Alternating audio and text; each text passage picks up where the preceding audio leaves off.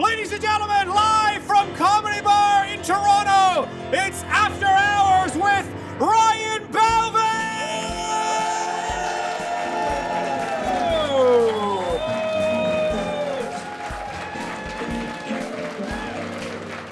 Thank you. Wow. Wow. What an amazing time to be alive here. Welcome to After Hours. I, of course, am your host, Ryan Belleville. Thank you so much for coming out to our little talk show. We're flying by the seat of our pants. We had a wonderful backdrop of the skyline of Toronto, and we hung it up, and it looked terrible. It looked really bad. It was clearly from like Temu or something, but it was not good. It was there was buildings from like the Calgary Tower was in it, for God's sakes. So it did not look good. All our guests almost didn't make it because the Toronto subway stopped working. Did you guys know that? The subway's not running. 5-6 million people in the city, no subway on a Saturday. Because why would anybody want to go anywhere on a goddamn Saturday in the biggest city in Canada? I love that. The transit is not getting any better in this city. The only difference I've seen over 20 plus years in Toronto with Toronto subways is they took the walls out of some of them. That's the only difference. The only difference. It used to be compartments and now it's one long tube. So you can see the crazy guy all the way down the other end of the train. I'm gonna bug you. So thank God they got rid of that. And at least when they stop, they tell you nothing. When the train stops, thank God they tell you nothing about why it's happening. They just leave the doors open and expect you to figure it out. God bless the Toronto Transit. If they do say anything, they come on and they're like, ladies and gentlemen, Keel. And you're like, I heard Keel. Something's happening at Keel. Well, this is very exciting. So there's been a lot going on in the world. We taped a few weeks ago. We're back. So much happens in just a few weeks. Of course, Trump accepted a $400 million jet. Boo! Boo! Trump says that it is not quid pro quo. That's what he said. He kept saying, it's not quid pro quo. But in his defense, I'm pretty sure he thinks quid pro quo is his dim sum order. So it's not. I'll have 2 quid pro quo, hold the habeas corpus. I never eat quid. It's too smart an animal. It's kind of hard to joke about these things. I don't like joking about Trump and what's going on because we're not topical enough. We're not fast enough. By the time this airs in like a day or two, 900 more things are going to happen. Like today, we talk about $400 million jets. By tomorrow, he's going to make Kanye the ambassador to Israel.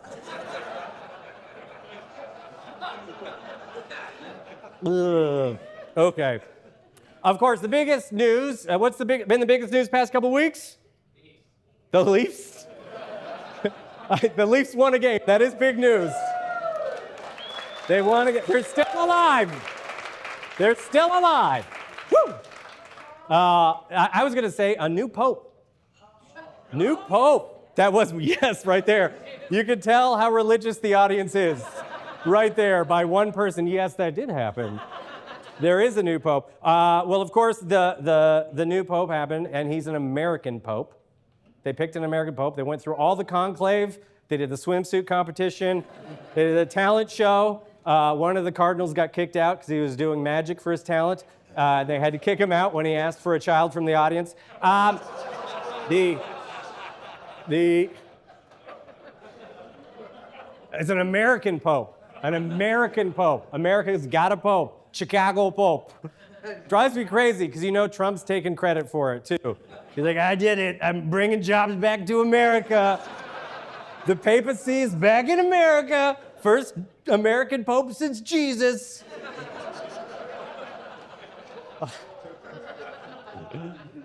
I just love the fact that it's a Chicago pope. It's an American pope from Chicago. How crazy is that? Like, we now have a man who's in the Vatican, who's pope, who at some point has had diarrhea from chili cheese fries. Does that not blow your mind at all? Like if the Bears ever win the Super Bowl, there will be a tailgate party in the holy city. I'm joking, of course. The Bears will never win a Super Bowl.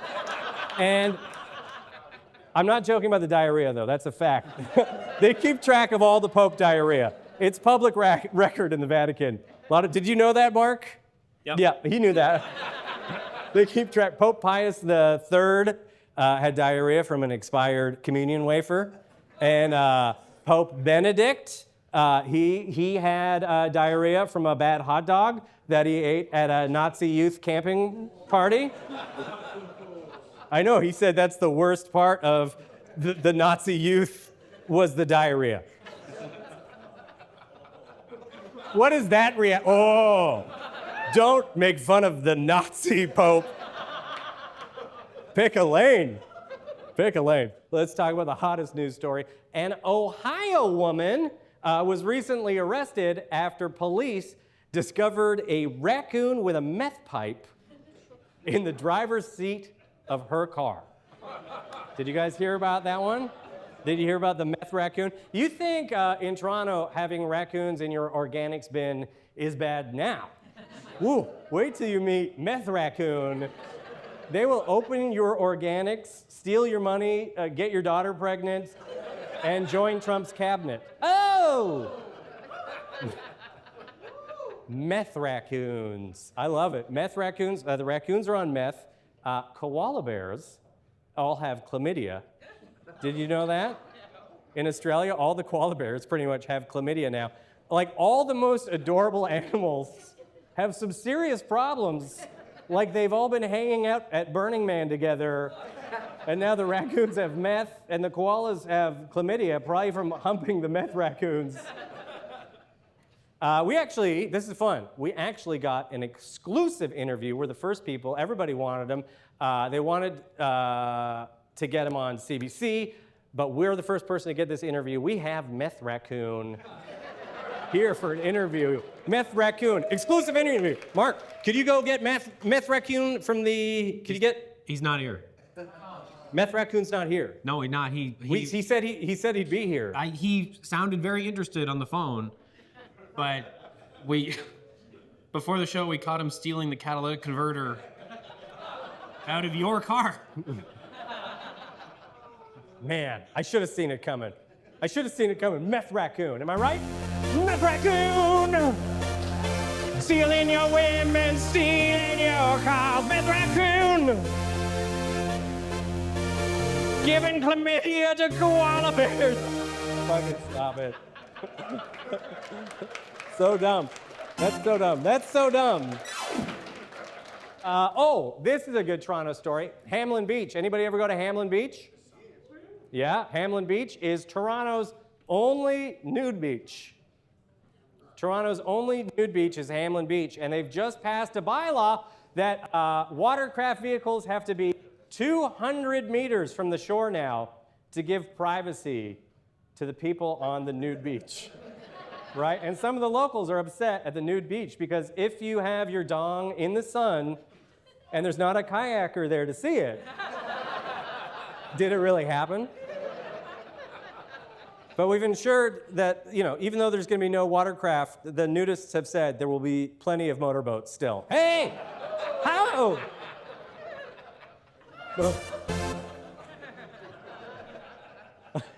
Oh my God. It's gone perfectly. Look, the Liberals actually got one more seat in Parliament this week. Did anybody hear about that? Liberals got one more seat in Parliament when, after a recount, the Bloc Québécois lost the riding. And they lost that riding by one vote. Only one vote. When the Bloc was asked who's to blame, they said, well, obviously, we blame Francois. Oh, Francois. I, of course, blame Meth Raccon. Meth Raccon! Meth Raccon! Stealing your women, stealing your votes. Meth Raccon! Giving this guy chlamydia! Anyways, guys, we have... This guy doesn't have chlamydia. Look, we have an amazing show for you guys. We got Steve Patterson from Debaters is going to be here. Hilarious comedian writer Allie Pearse is going to be here. We have music from folk sensation Jory Nash.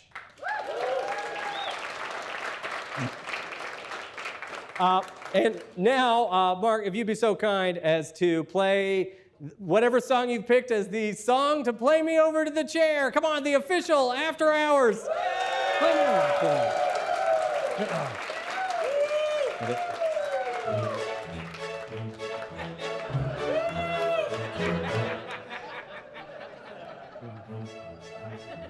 That's it? That's the one you picked?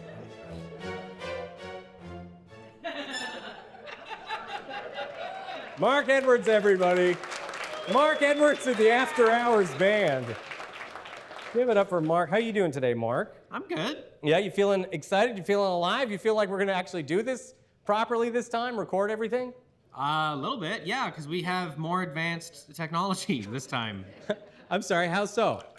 Well, there's some tape on the ground that's keeping the cables a little more straight. I do appreciate that. We do have pretty advanced technology here. Yeah. Don't be fooled by the lamp from a movie 40 years old. Too soon a reference. No, we actually have live satellite technology here at the After Hours show. We have live satellite technology because Toronto's such an amazing city, and it's Saturday right now, and there's awesome stuff happening everywhere in this city, even though the subway's not working. So some of you are thinking, oh, what's going on out there? Well, lucky for you, we have a correspondent that we sent live via satellite to find the hottest things happening in Toronto right now. So please, live via satellite, welcome our correspondent, Pat Thornton. Hey, Ryan, can you hear me? Pat? Yeah, I'm out here on the street. Having some technical difficulties. I can't hear you very well. Can you hear me, Ryan? Ryan, you can hear me? Yeah, Pat. Okay, cool. I can hear you. That's good. Okay, yeah. I'm out here in Toronto like you wanted, and it's so exciting out here. I can't even handle it. People are having a good time. I'm just waiting for anybody to walk by me so I could interview them. Pat, yeah. you're supposed to go out into Toronto. You're supposed to go out into the city. Into like the city. We did this last time, and you didn't end up out in this. You were supposed to go out. It would have been way better if you never looked over here. Okay, I know I definitely said that I was gonna go out. Yes. And I didn't go out last time at all. No. And I'll tell you this, I did go out. I did go out on the street and I saw a dead rat, and now I'm back. You saw a dead rat. I saw a And dead that's why rat. you didn't leave. I did leave, but now I'm back. Sorry, Pat, so many Yeah. questions. Mm-hmm. None of Okay. which I want to ask. How did you know that the rat was dead, first of all? Because I saw his funeral, Ryan. The rat was having a funeral? It was a beautiful service. How did the rat, hold on a They second. carried The rat him was down having the a street. funeral? Yeah, when I went outside. They carried him down the street in a little box, a little shoe box. It was so nice. There was a rat priest there. He was very well spoken. And it seemed like this rat was a really well-liked guy. There wasn't a dry eye on the street. But I did feel like, ugh, this feels private. Should I be here? And now that's why I'm here. Pat, yes, you shouldn't have been. You shouldn't be here. You should be Wait, Just what because was- I'm what not was doing happening the at this thing you funeral? hired me to do? Yeah, what was happening at this funeral that was so emotional? Well, honestly, do you want to hear the highlight? Yeah, I guess. Okay, I mean, it was emotional because I thought everyone that was going to speak had spoken, but Then I guess the rat's stepson came up. And he started talking, and I got the gist that he really felt like this rat was his real dad. And I just, this is paraphrasing a little bit, I think. But I think my favorite part of the whole thing was when he was like, Okay, that's all. Thank you very much, Pat Thornton, our correspondent. Pat Thornton. It's the second time he's done that to me. And we're back. Oh, that was not clap-worthy. There's so many great businesses in Toronto. Anybody a local business owner? Anyone a local business owner here? Nobody owns a business in Toronto? What the hell do you guys all do? Anybody have a local business that they love in Toronto? Yeah? What about you, sir? You were very enthusiastic. What's the local business that you love? Moberly Foods. What is it? Moberly Foods. Moberly Foods? Yeah. Somebody else likes Moberly Foods. What's Moberly Foods? It's like this little grocery store. Why? They sell organics and stuff like that. Oh, it's like organic food. What do you love about Moberly Foods, and where is it? They have the cheapest. It's off of Moberly Road. Okay, that makes sense. That tracks. On Danforth. And Their Bragg's is the cheapest in town. they're Brags? Bragg's, yeah, it's like a soy. It doesn't really. They have good, cheap soy stuff? Yeah. Bragg's, Moberly Market. That's a great business. I think everybody, I'm just saying we don't have advertisers yet. So, Moberly Market, if you're out there, if you're feeling the hippie need, if you're feeling the need to go buy some seed, tofu in bulk, you don't gotta sulk. Go down to Moberly Market,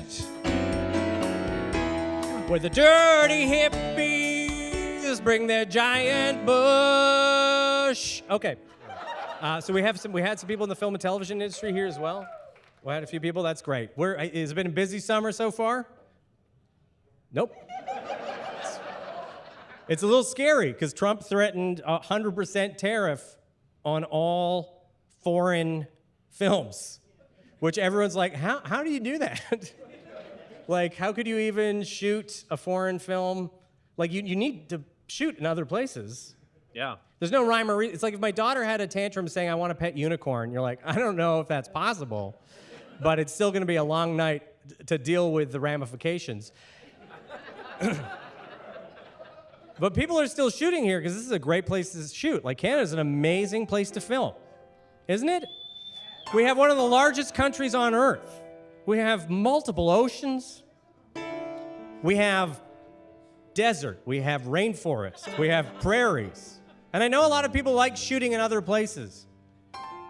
But some of those other places have some serious downsides, and they just don't have that something special that Canada has. You know what I mean?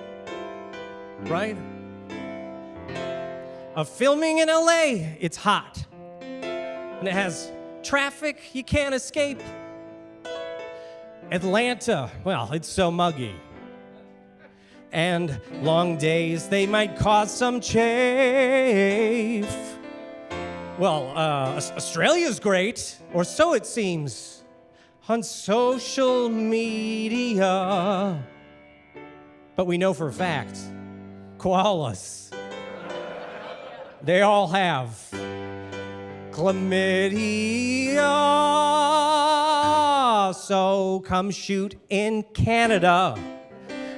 Come test your luck, right? On breaks, craft service brings in a poutine truck. So come on, shoot in Canada. Hey, we're more pro-queer. That's a fact. And Americans, let me tell you, Ozempic is way cheaper here. There's no mass shootings on the freeway, just a moose or two in June. Your script supervisor is polite, and your stunt guy hums a tune. And every A feels oddly warm, like flannel on your chest. So come shoot in Canada, 'cause it's the friggin' best. Also tax credits, and our dollar is shit. All right. Thank you, Mark Edwards. Mark Edwards once again. I think it's guest time. Let's do it. It's guest time. Ladies and gentlemen, our first guest is a fantastic comic and the beloved host of the long-running CBC comedy show, The Debaters. He's also an author and has a new, fantastic second book out. Please welcome the hilarious Steve Patterson.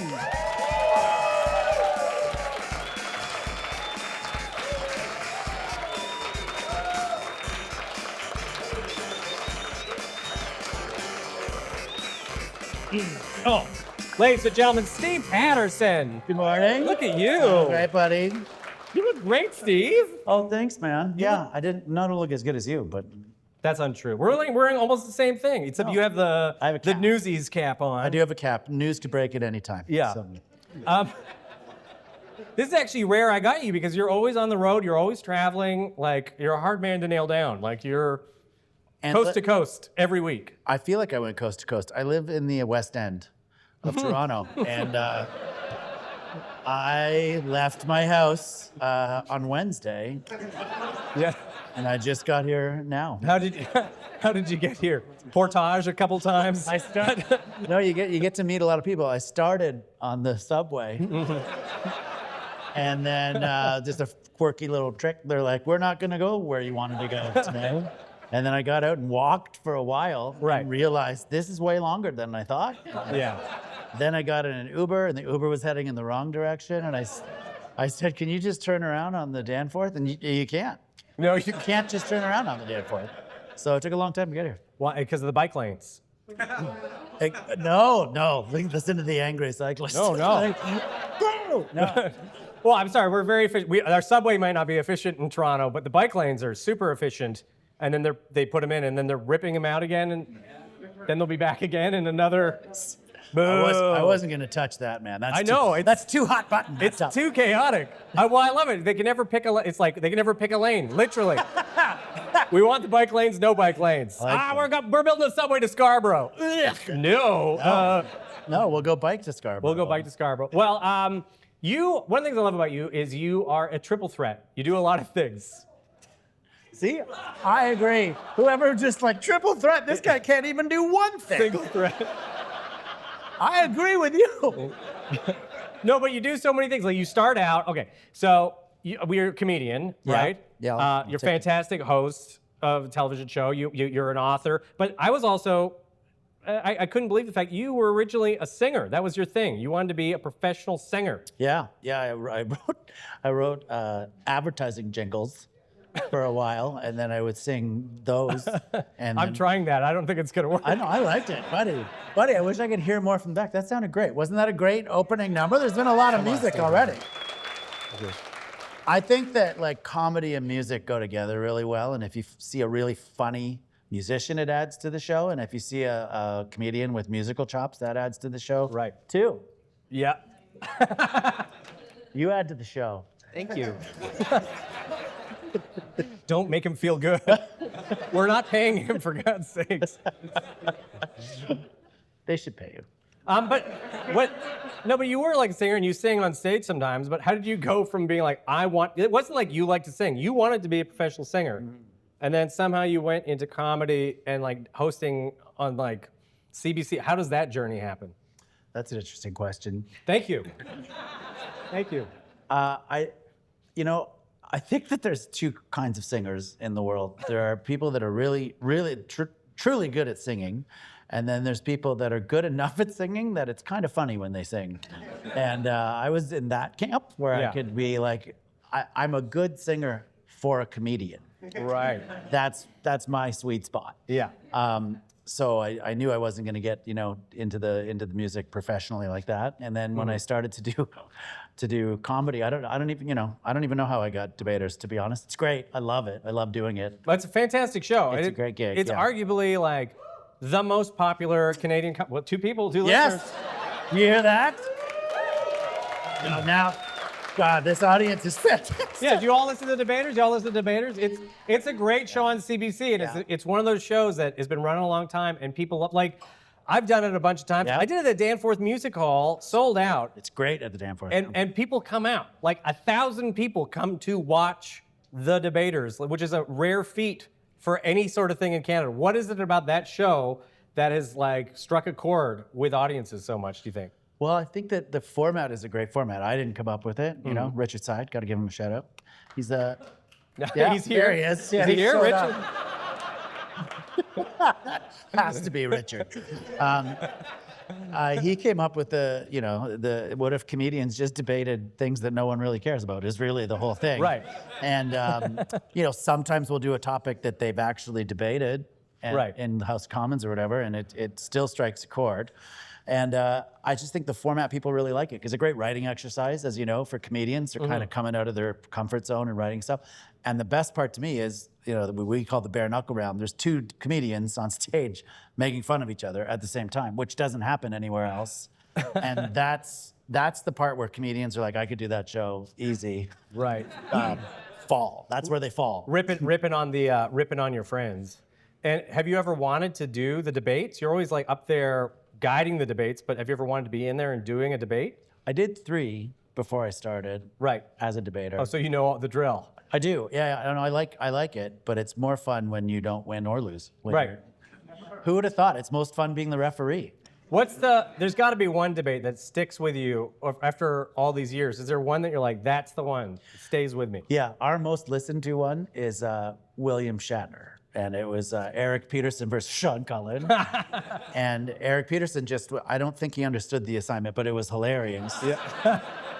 Because he was against, for those who might not know, Eric Peterson was the dad on Corner Gas, and he's a really accomplished actor, and he just went off. He's a great Shakespearean actor as well, and he would start to do just soliloquies like William Shatner would, and there was no way to edit that show down, so it's the only show that's a full hour or full half hour because there was nowhere to edit it. And even Sean Cullen, who has got amazing chops, at one point he walked off the stage and walked back on, and Eric was still doing a soliloquy.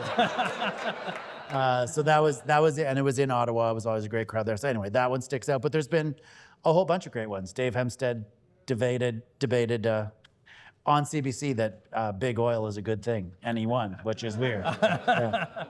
I like that. I debated against the oil industry once in Alberta, and which is my home province. Yeah. But you know what? I like the debaters crowd because they will vote against themselves. So they actually voted they were on my side, even though they're like, boo, oil's amazing. But by the end, they're like, they come around.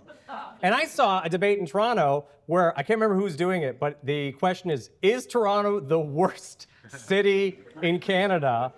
And the people of Toronto agreed, yes, it's the worst. Yeah. I mean, they don't take themselves too seriously on the show. That's the fun part. And we debated that Ottawa was the least fun city in the world once. Agreed. And Ottawa fully supported that. They're like, that's why we're here, man. There's nothing else here. So you're an author. You have 2 books out. I do, and I didn't bring either of them. And my wife's gonna be super angry because one of them is called Dad Up, and it's about dadding, and this is our time leading into Father's Day, and I didn't bring the book. I would put up a graphic. But we don't have it. I would put up a graphic of it on the show, but our graphics guy saw a rat outside, so he can't. He can't do it. That can happen. I'll put a graphic up. But your book, Dad Up, is your newest book out there. And your first book was all letters that you wanted to write. You didn't know who to send it to. Yeah. It was hilarious. But this one's a much more personal book. You're talking about fatherhood. What made you want to write this one? I would love to go get deep into it, but it was during the pandemic, and I couldn't go anywhere, so I wrote a book. And I just said, hey kids, do what you do, and then I watched them and wrote it down, and that turned into a book. I mean, I got serious with some parts in it, with my wife Nance having trouble. We had trouble conceiving, and I didn't want to put that in the book, and Nance said you should put that in the book, and it's one of the biggest things that people react to now because so many people have gone through it. So it's not all funny, Right. But you kind of find the laughter and things that you shouldn't. That's what we do. And Well, you talk about being like growing up super poor and like just your own. No, you talk. I said super poor. You said dirt poor. You said, please, sir, can I have some more? A bunch. That's right. That is based on me, the Oliver Twist character. Hello. One day I'm going to host the debaters. That's why you wear That's the why I cap. wear these hats. It's from my childhood. This is the first one I bought. Oh, no, but you talk about like the complicated relationship with your parents, growing up, the youngest of five, Yeah. like all these things. But you had an interesting opening too. You were talking about how fatherhood is different than being a dad. Yeah. Yeah. How so? Well, I don't want to get into the science of it, Ryan. But I personally loved watching the show where they would test the talk show, where they would test Test the talk show like now? They would test the talk show. They would they'd come up with 3 dads and figure out who the dad was with the paternity test. Maury? Maury Povich. And that made me laugh so hard. The concept that like how happy the guys were that weren't the dad, like they skipped away happy and the other one was all sad. And I'm like, fatherhood is different than being a dad. Oh, yeah. Chemically. So that's what I Well, wanted. have I got a surprise for you? Could you bring the lady out in the paternity test? One night in Moose Jaw. What's One Night in Moose Jaw? You know how many like illegitimate comedy babies are probably in Moose Jaw? So what's the one thing about being a father? Because it's hard as a comedian and traveling all the time. Is there like one thing that you've learned about parenthood that kind of crosses over into the comedy world? I got to give props to Jerry D because Is he here? Yeah. Because I remember being, ironically, in Saskatchewan, he said this, and he had his kids a little bit before I did, and he said, when you call home from the road, you're never having a good time.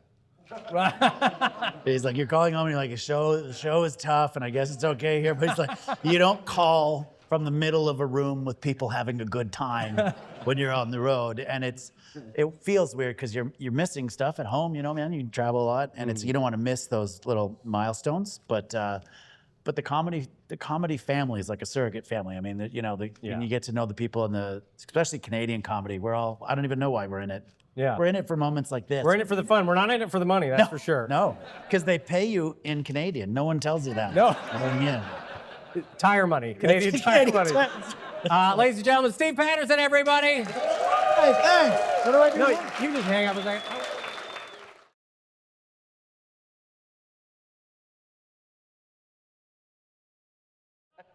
Ladies and gentlemen, this next comedian is fantastic, has written on shows such as Letterkenny, Shorzy, also a fantastic comedian. Please welcome Allie Pearse.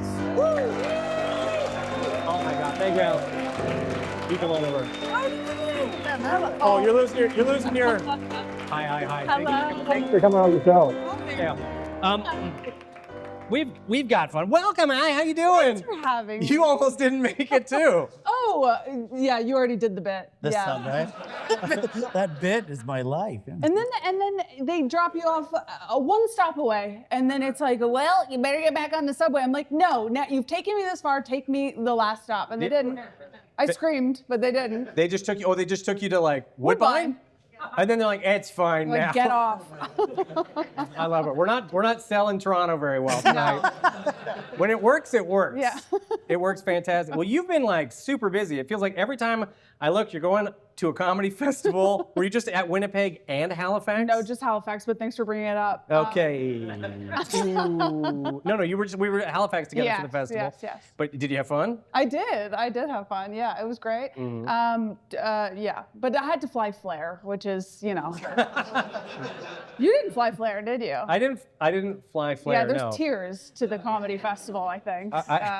I'll have you know, I host an unseen internet comedy show. So I don't fly Flair.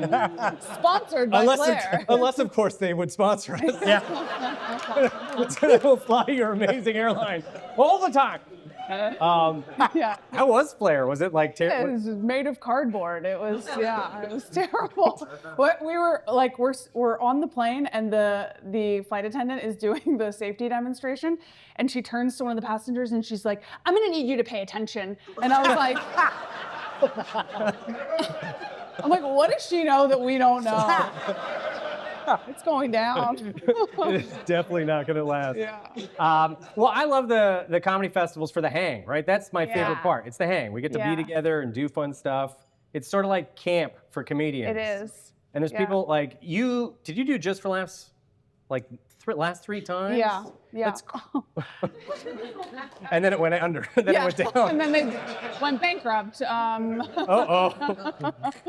But you're having like a phenomenal year. Like even every time I look online, you're taping something else. You just opened for Mark Maron. I did. You're doing stuff. You have a new This album. is so nice. This is what it's like to have a dad, I guess.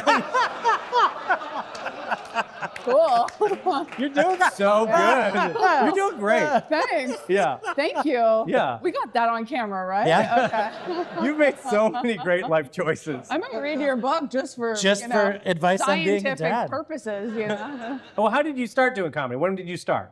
I started in 2017, and I took a second city class after a breakup, classic, and then we got back together, classic. So I stopped doing stand-up, and then when we broke up for real, I was like, it's time to spend my life in a basement for the most part. So that's sort of the journey. What were you doing before that, though? What was your life plot Yeah. before you hit comedy? I was working for a nonprofit, and then Boo! yes, I know. Am I right? Boo! You gotta make profit. Canadian comedy is nonprofit. Yeah, Canadian comedy is Yeah, nonprofit. now I am the nonprofit. Yeah. And that was really cool. And then I went to school for environmental sustainability for 1 year, and I didn't graduate. And then here we are. Was that because you didn't like it, or because you looked at the stats? You're like, ooh, we're screwed. Yeah, that one. Yeah. Was it? Yeah. I had a professor who was like, "Do you want to do this? Because it's bad." That's I not was good. like, I don't think so. I think I'm out. Yeah. That's a bummer. Is that why Yeah. David Suzuki gets high all the time? Probably. He does. Doesn't he like notorious? Is he here? He's notorious. Isn't he notoriously like a super pothead? I didn't know that. I got out That's of the, not true. That's not true. That's not true. Maybe he We'll is. cut around it. We'll cut around it. It'd be so great if he just came out, just like, Yeah. What's that? You guys talking about me? You want to talk about the world falling apart? That's a terrible impression. No, it's pretty It good. was actually Pretty good. perfect. Yeah. You're super funny as a comic, and you do lots of terrific writing as well. You've written for Thanks. lots of shows, and you've also written for other comics as well. You've written at like galas. Oh and- yeah, I forgot. Thanks. Yeah, no, I do that. Yeah. But I'm always intrigued because as comedians, we often get hired to write for other comics, for Yeah. award shows. What do you find? Do you find it more difficult or easier to write for somebody else? Well, this is like the job that I had at JFL was writing for people who are hosting galas. So it's a little bit different because it's not their comedy. It's almost like how do I explain it? Like it's not their stand-up. It's like them introducing other people. So you're writing jokes for them, but they're giving it their spin on it. So it's Right. actually easy. Did you have any bad experiences with anybody? Yeah, but I signed a bunch of papers. You did? But I didn't. You pull off your mask. David Suzuki. David Suzuki. What's going on, man? Let's talk the nature of things, bro. I don't know what that voice is. That sounds exactly like it. Yeah. You know the worst thing I ever experienced at a gala I was on. Yes. Ooh, Was do you with, have a and I didn't story? sign. I don't think I signed anything.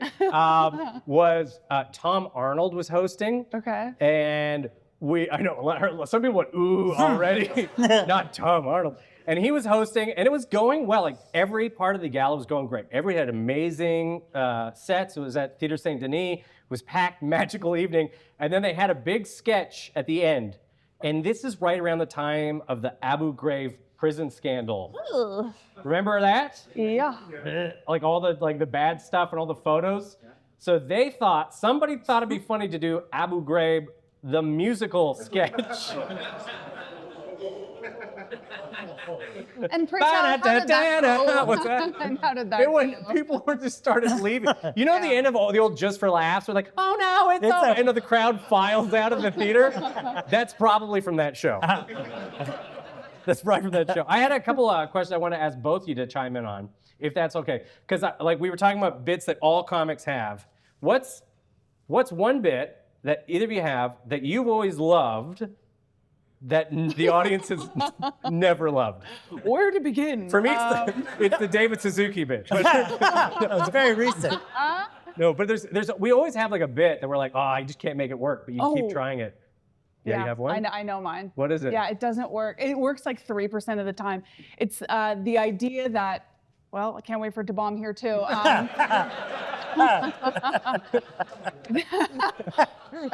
That in my 20s, I dated so many men that like needed like an overhaul, like a full overhaul that became my responsibility, that it was like flipping a house. And then, you're like, oh, good, I'm gonna invest in this thing. And then 3 months later, you're like, it's haunted. Why didn't anyone tell me it's haunted? Anyway, I try and make this comparison and everybody hates it. And I don't know why. I loved it. Thank you. Those people are terrible. That seemed to do pretty well. But I know there's always Bombed here, I'll tell you that much.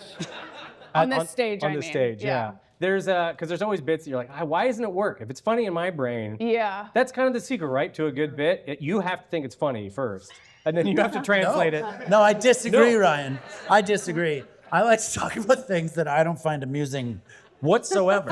And be pleasantly surprised. There are 100% comedians Comedians who do that. like if they're like, I am Pandertron 5000, and they just. I like Pandertron 5000. I used to do a joke a long time ago about traveling to Ireland, and there's a lot of lampposts. And then I compared the lampposts to Celine Dion. And it never hit. And I kept doing it for a while, and then I realized, yeah, it's really not that funny. But in my defense, I was very high in Ireland when I wrote it. Yeah, and I was David Suzuki. Yeah. Well, how is Celine Dion like a lamppost? I'm wondering what the comparison is. You're gonna make them do it? No, I'm not gonna do it. No. I'm just wondering, like the thought. I know. Thin? Thin. That was it. Copy. That was Don't do it. That's Yeah, I it. get it. Yeah. No, I haven't done it in a shining while. light? And what's that? A shining light? A shining light. That's what I was trying to get shining light. across. I fixed 0% body fat is the Yeah. point I was trying. She's very Copy fit. that. What's yours? Yeah. Honestly, yours? I've never had a bit not work. What Don't is encourage him. what is the bit that's never like? I used to have a bit that about popes. I did talk about popes, about how how the Pope has the giant hat, and I never understood the giant hat, and I'm like, what's inside the Pope's hat? What's inside it? Like, there's got to be something to necessitate this. It's so stupid. And that didn't work? This giant hat. No, that's not the bit. Do you think that maybe inside the hat is a tinier Pope? And he whispers instructions to the Pope, and inside the tiny Pope's hat is another little Pope? Yeah. And it keeps going up, Dr. Seuss style, until you get to God, and they whisper instructions down, but it turns into telephone, and then it gets screwed up. So God says something like, "Hey, little Pope, no apples. People shouldn't eat apples. It ruined the Garden of Eden. He's like, okay, and it goes down, no cabbage. Okay, no cabbage. Hey, no coleslaw. Okay, no coleslaw. And it gets this guy. He's like, no sex before marriage. You're like, what? What? It's great. Can we travel with this crowd? Because you guys are great. I love these people. They're hired. Where were you in 2002 at the Laugh Resort? Favorite place in Canada to perform? Favorite place or worst place, or like worst place to perform? Canada. Like what's like the audience or like the venue or like the people that you like to perform for the most? Well, Give him like every option. Yeah, I know. Yeah. What's your- What is a place in Canada you prefer? No, but we all have venues that we go to where Yeah. like every time you show up, you're like, what is it? It's like alchemy. It's Well, I love going to Newfoundland. We get to go out there every summer with something now. Huge crowd for Newfoundland here, and it's intimidating because Newfoundlanders are such great storytellers anyway. Very funny, love to laugh. But when you start to do the show, you're like, I hope I can make these people laugh because they can just make themselves laugh. yeah. They can entertain themselves. They don't Yeah. really need us. They're here. funny. But I was out there with Critch and Majumder in a festival, and it was just them laughing at themselves is the greatest laughter there can be. They have, to me, the East Coast just has an amazing sense of humor about themselves, particularly, and that's my favorite things. People that can laugh at themselves. And there's a lot of people that can't do that. And there's a name for that group, and it's called Americans.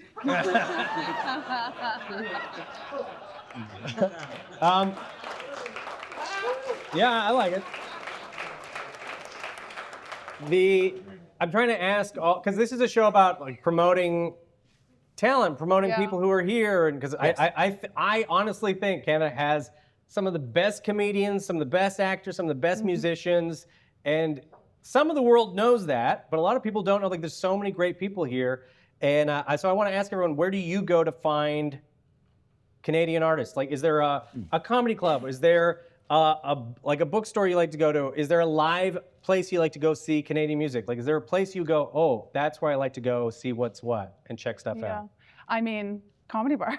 Right. Yeah. Comedy Bar is amazing. I mean, and it's probably my favorite place to perform. Like, I love that I think what's so great about Comedy Bar in particular is that it's independently produced. All the shows are independently produced, so you get like everybody coming through, as opposed to like if one club booker is booking it, you really have like their taste, which is not always very good. And so I love Comedy Bar to perform and to see talent. I mean, it's the best. It's the absolute best. They've done so much for Canadian comics. Yeah. I agree. And they have two venues. Two venues, They have two fantastic venues. Yeah. Steve, do you have one? I don't have one, Ryan. I have several. Oh, great.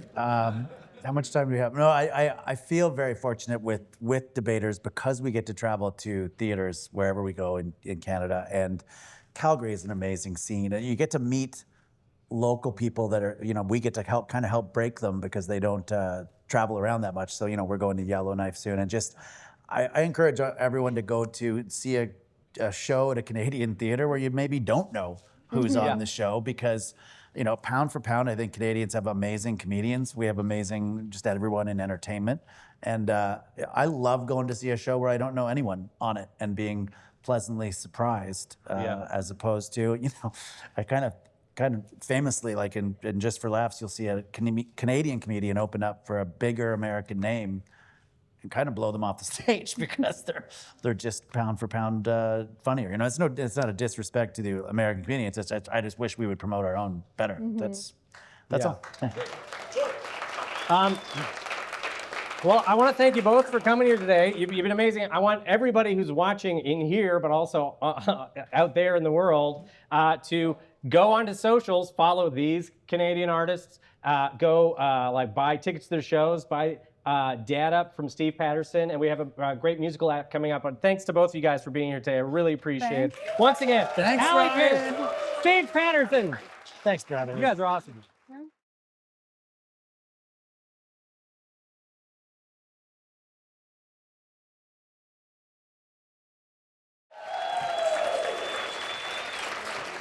He's had multiple Canadian Folk Award nominations. He's a terrific singer and songwriter. It is my pleasure to introduce Jory Nash.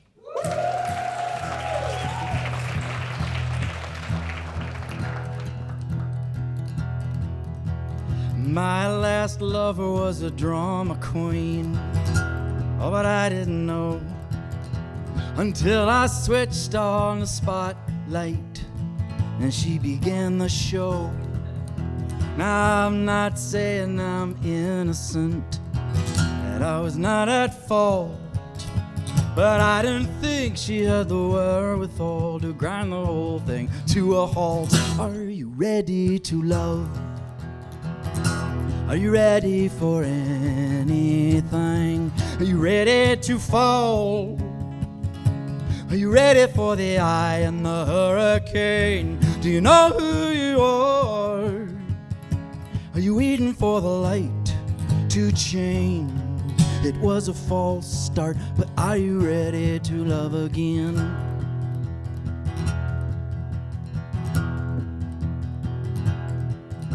The sunrise breaking on the interstate on my ride home. I keep thinking about the sting she felt and a heart like a honeycomb. I'm so tired of acting like a bandit and keeping love at bay. And I don't know if this looks like one, but it feels like a getaway. Are you ready to love? Are you ready for anything? Are you ready to fall?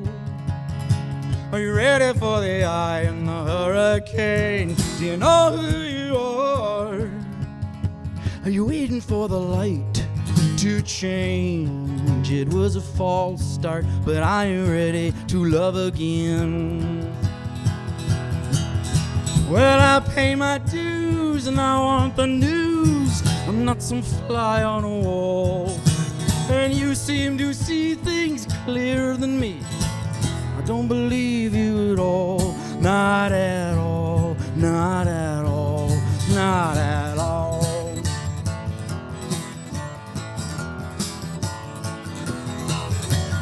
My last lover was a drama queen. Oh, and that's no joke. She kept me walking on her eggshells just until they broke. But now that I'm looking from the outside, well, I think I see how some of the pieces never lined up well, but we misfit cleverly. Are you ready to love? Are you ready for anything? Are you ready to fall?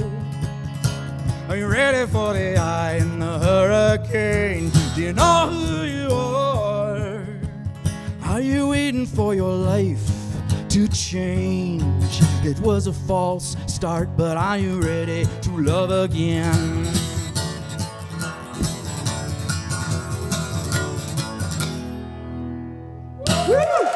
Yeah! Jory Nash! Jory Nash! Jory, buddy. That was amazing. Jory, absolutely killer. 10th studio album is coming out soon. You're working on it. It's almost done. I can't wait for it. You can buy all his albums on his website, which we will link to here, and I recommend you all rush home and buy them. And could you answer the same question that these guys were answering? What's one place that you would go to find local music or art that you like to promote here? Musically, I like Hughes Room Live in Toronto. Yeah. It used to be Hughes Room on the west side of town, and then it kind of closed down and has been resurrected as Hughes Room Live. On the east side, it's at Broadview and Gerrard.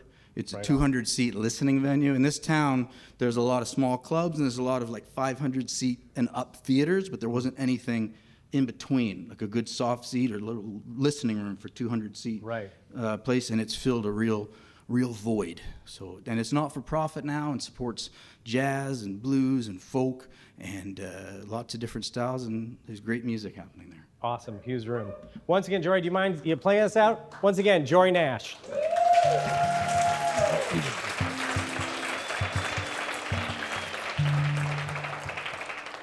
As Ryan said, I'm working on a new record. I've taken about 5 years off from music, and so like to do a new song for you, but hands up if this is the first time you have ever seen me play. Yeah, so anything I do tonight would be new. This one is newer than most.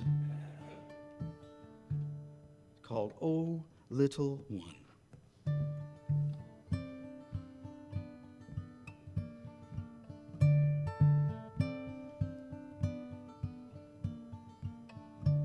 Well, the fever, it broke like a bone, and I figured that I was alone. But there you stood, my sentinel son, and you asked me if I was okay, if the demons had all flown away. Could not have known just where I had gone. But oh, little one, there is no more work to be done, and everything is laughter and sunlight, and we can just be kind. There's a lighthouse a mile from here. You can stand at the edge of the pier and look across to where ships ran aground. But that was a long time, you know, and now tourists take pictures and go. They won't see the beauty we found. But oh, little one, there is no more work to be done. Everything is laughter and sunlight, and we can just be kind.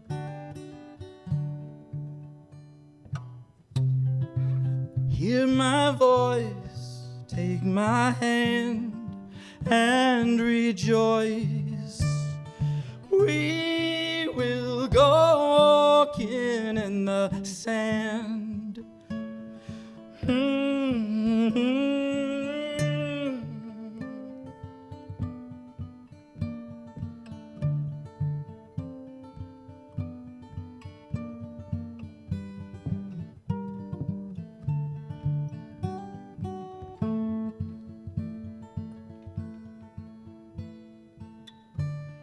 Now here in the soft light of dawn, I can feel the whole world turning on, and it seems my heart is still beating along.